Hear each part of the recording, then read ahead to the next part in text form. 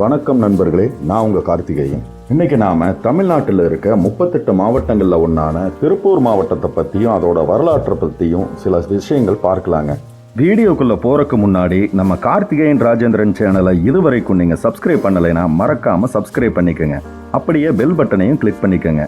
இந்த வீடியோவை ஃபேஸ்புக்ல பார்த்துட்டு இருந்தீங்கன்னா நம்ம கார்த்திகேயன் ராஜேந்திரன் அப்படிங்கிற பேஜை லைக் பண்ணிட்டு ஃபாலோ பண்ணிக்கோங்க. அப்படியே வீடியோவுக்கு ஒரு லைக்கையும் தட்டி விட்டுருங்க.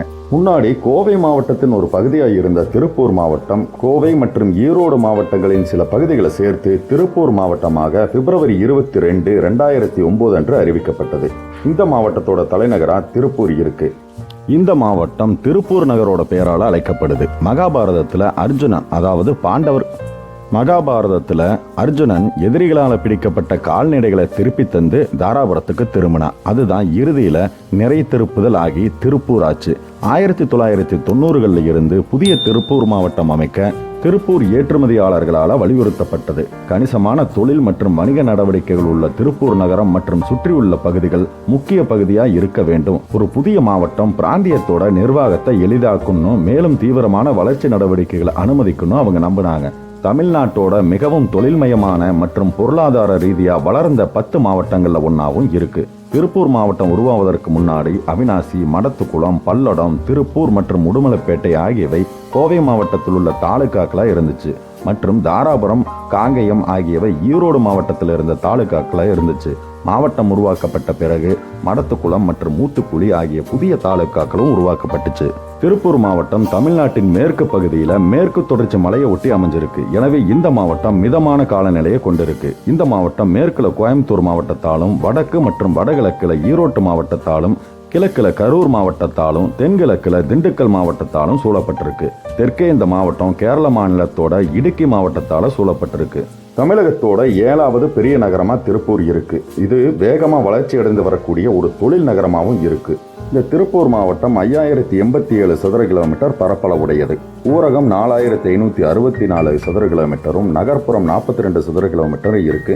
வனப்பகுதி 478 சதுர கிலோமீட்டர் இருக்கு. இதோட மக்கள் தொகை மொத்தம் 24,79,052. இதில் ஆண்கள் 12,46,159 பேரும், பெண்கள் 12,32,893 பேரும் இருக்கிறாங்க. திருப்பூருக்கு மேலும் ஒரு சிறப்பு இருக்குங்க. அது என்னன்னா, விடுதலை போராட்டத்தில் ஈடுபட்டு உயிரிழந்த திருப்பூர் குமரன் வாழ்ந்த மண் அப்படிங்கறதாங்க. லட்சக்கணக்கான மக்களுக்கு வாழ்வளித்து வரக்கூடிய திருப்பூர் மாவட்டம் தென் மாவட்டம் மற்றும் பிற மாநிலங்களை சேர்ந்த ஆயிரக்கணக்கான மக்கள் பணிபுரிந்து வருகிறார்கள். ஆண்டுதோறும் 10,000 கோடிக்கும் அதிகமான அந்நிய செலாவணியை இந்த நகரம் ஈட்டி தருது. இங்க உற்பத்தி செய்யப்படக்கூடிய பின்னல ஆடைக்கு உள்நாட்டிலும் வெளிநாட்டிலும் பெரும் வரவேற்பு இருக்குதுங்க. பருத்தி பிரித்தெடுக்கும் தொழிற்சாலைகள் பல இந்த ஊர்ல இருக்கு. ஆண்டுக்கு பல கோடி ரூபாய் மதிப்புள்ள உள்ளாடைகள் உற்பத்தி ஆகின்றன. பனியன் தொழிலோட வளர்ச்சிக்கு இங்கே இருக்கக்கூடிய தென்னிந்திய பனியன் உற்பத்தியாளர் சங்கம் அயராது பாடுபட்டு வருது. திருப்பூர் நகர் சாலைகள் மூலம் நன்கு இணைக்கப்பட்டிருக்கு.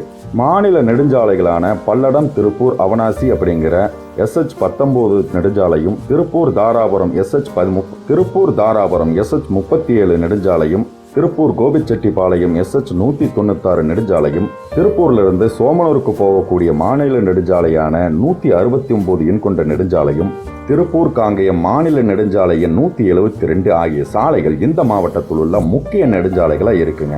மேலும் இந்த திருப்பூர் நகரம் தமிழ்நாடு, கேரளா, ஆந்திரா, கர்நாடகா ஆகிய மாநிலங்களில் இருக்கக்கூடிய அனைத்து முக்கிய நகரங்களையும் நன்கு இணைக்குதுங்க.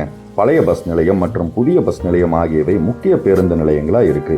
திருப்பூர் ரயில் நிலையம் சேலம் ரயில்வே கோட்டத்துக்கு கீழே வருதுங்க. இது சென்னை, பெங்களூரு, கோயம்புத்தூர், திருச்சி, மதுரை, ராமேஸ்வரம், சேலம், எர்ணாகுளம், மைசூரு, மங்களூரு மற்றும் பல முக்கிய நகரங்களை இணைக்குது. திருப்பூர் நகருக்கு அருகில் உள்ள விமான நிலையம் பார்த்தீங்கன்னா கோயம்புத்தூர் பன்னாட்டு விமான நிலையம். இது திருப்பூர்ல இருந்து 43 கிலோமீட்டர் தொலைவில் இருக்கு. அதுக்கு அடுத்ததான் திருச்சி விமான நிலையம். இது திருப்பூர்ல இருந்து 150 கிலோமீட்டர் தொலைவில் இருக்கு. அதுக்கு அடுத்ததான் மதுரை விமான நிலையம். இது திருப்பூர்ல இருந்து 180 கிலோமீட்டர் தொலைவில் இருக்குங்க. இந்த மாவட்டம் 3 வருவாய் கோட்டங்களும், 9 வருவாய் வட்டங்களையும், 33 உள்வட்டங்களும், 350 வருவாய் கிராமங்களும், 13 ஊராட்சி ஒன்றியங்களும், 265 ஊராட்சி ஒன்றியங்களும், திருப்பூர் மாநகராட்சியான ஒரு மாநகராட்சியையும், தாராபுரம், உடுமலைப்பேட்டை, வெள்ளகோவில், காங்கயம், பல்லடம், திருமுருகன்பூண்டி ஆகிய 6 நகராட்சிகளையும் கொண்டிருக்குங்க. இந்த மாவட்டத்தில் திருப்பூர் பாராளுமன்ற தொகுதியும், அது மட்டும் இல்லாமல் பொள்ளாச்சி, கோவை, ஈரோடு, நீலகிரி ஆகிய பாராளுமன்ற தொகுதிகளோட சில பகுதிகளும் இங்கு அடங்கி இருக்கு. மேலும் அவிநாசி, திருப்பூர் வடக்கு, திருப்பூர் தெற்கு, பல்லடம், தாராபுரம், காங்கயம், உடுமலைப்பேட்டை, மடத்துக்குளம் ஆகிய சட்டமன்ற தொகுதிகளும் இந்த மாவட்டத்தில் வருது. இந்த மாவட்டத்தோட எல்லைகளா மேற்கே கோவை மாவட்டமும், வடகிழக்கே ஈரோடு மாவட்டமும், கிழக்கே கரூர் மாவட்டமும், தென்கிழக்கே திண்டுக்கல் மாவட்டமும், தெற்கே கேரளா மாநிலத்தோட இடுக்கி மாவட்டமும் இருக்குங்க. இந்த மாவட்டத்தில் காவிரி ஆற்றோட துணை ஆறுகளான நொய்யல் மற்றும் அமராவதி ஆகிய ஆறுகள் பாயுது. இங்க இருக்கக்கூடிய மக்கள் தொகையில 91% பேர் இந்துக்களும், 5% இஸ்லாமியர்களும், 2.82% கிறிஸ்தவர்களும் இருக்கிறாங்க. இங்க பேசக்கூடிய மொழிகள்னு பார்த்தா பெரும்பான்மையா, அதாவது 83% தமிழ் மொழி தாங்க பேசுறாங்க. அதுக்கடுத்தபடியா 11% தெலுங்கு மொழியும், 2.5% கன்னட மொழியும், 1.19% மலையாள மொழியும், 0.93% மக்கள் உருது மொழியும் பேசுறாங்க. திருப்பூர் மாவட்டத்தில் உழைக்கும் மக்கள் தொகையில சுமார் 30 விழுக்காடு மக்கள் விவசாயம் மற்றும் விவசாயம் சார்ந்த தொழில்களையே தங்களோட வாழ்வாதாரமாக கொண்டிருக்காங்க. மாவட்டத்தில் இருக்க மொத்த பரப்பளவான 4,72,629 ஹெக்டர்ல 1,84,645 ஹெக்டரை சாகுபடி பரப்பா இந்த மாவட்டம் கொண்டு இருக்கு. ஓகே ஃப்ரெண்ட்ஸ், இந்த வீடியோவில் திருப்பூர் மாவட்டத்தை பற்றி பல விஷயங்களை நீங்கள் தெரிஞ்சிருப்பீங்கன்னு நினைக்கிறேன். திருப்பூர் மாவட்டத்தோட சுற்றுலா தலங்கள் பற்றி இன்னொரு வீடியோவில் நம்ம சந்திப்போம். அது வரைக்கும் நன்றி, வணக்கம்.